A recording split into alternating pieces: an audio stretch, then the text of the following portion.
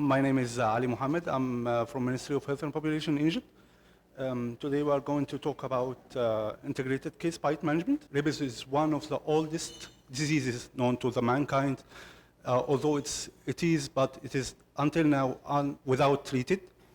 It is 100% fatal, but fortunately it is also 100% preventable. It is transmitted from the saliva of any infected animal, but 99% of human cases come from dog bite. Well, it's estimated to claim the life of one human life every 9 minutes. By the end of this presentation, probably one person died from rabies worldwide, sadly. Mostly affected Asia and Africa.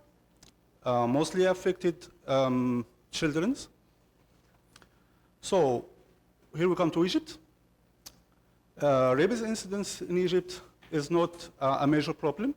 This is the incidence is 0.065 per 100,000. Population is very low incidence rate comparing to world incidence. Why? Because of the PEP is offered 100% free, supported by the government. Also, our major problem is the number of animal bite cases, which is increasing day after day, year after year. Last year, our records saying we are having about half million animal bite case annually. It's about animal, but almost 3/4 of this number attributed to the dogs. So about the PEP in Egypt, according to our guidelines, is divided into 3 parts. Wound wash is done for all cases. Vaccine administration is done also for all cases. And rabies immunoglobulins, WHO gold standard says it's going to all cases, but according to our circumstances, we are offering to only at high-risk cases. As I said, it's offered almost 100% free. In Egypt, we are ambitious to have 0 case of dog-mediated rabies by 2030. It's an initiative by WHO and other collaborations. In Egypt, we are going through 3 pillars. First is community awareness. Second, PEP. Third, controlling dog rabies. So what we are talking about now is integrated bite case management. What is it? It's an integrated case bite based surveillance that required the healthcare centers to take a history about the case bite scenario, to take accurate data about the bite scenario and real-time coordination with the veterinary services, and make a rapid risk assessment to assure that rabies immunoglobulin is given to only to people who is involved with animal, most probably a raped animal. So as we've seen here, if the dog is raped, so people is most probably at risk. So we are not talking about cost, because no cost is equal to a human life.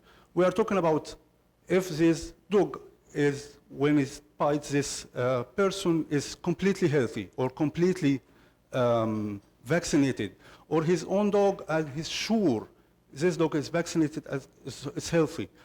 According to this risk assessment, we can see if he is taking all vaccination and besides it, rabies immunoglobulin, he is totally not at risk, but the cost is also going high.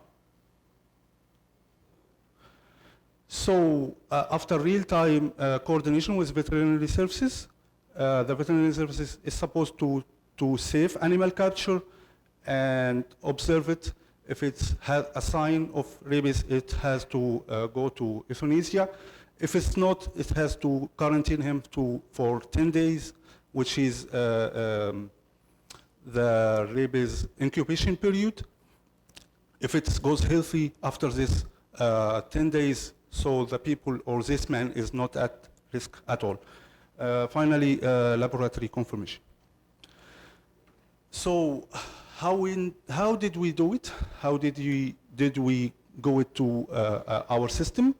We are conducted 2 meetings to include this integrated case management management to our guidelines.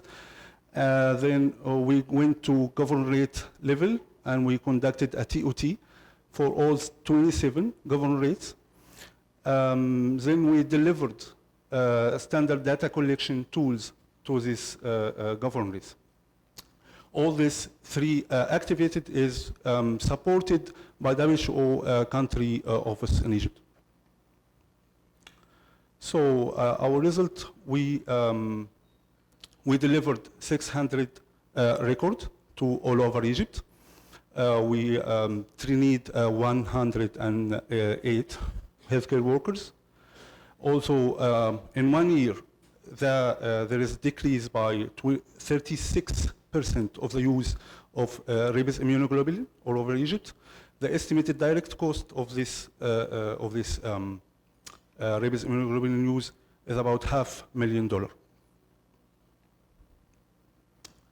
So, what's our benefits? The core of One Health, is to have good communication, data sharing between human health and animal health authorities. We also reduce the unnecessary use of PEP, which is cost saving to the government and accordingly to the citizen.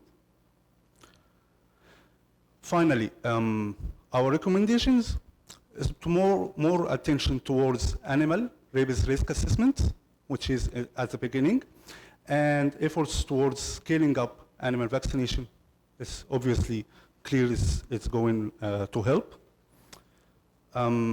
Finally, total elimination of human rabies by 2030 or any year cannot be done in human health unless you have done it in dogs first.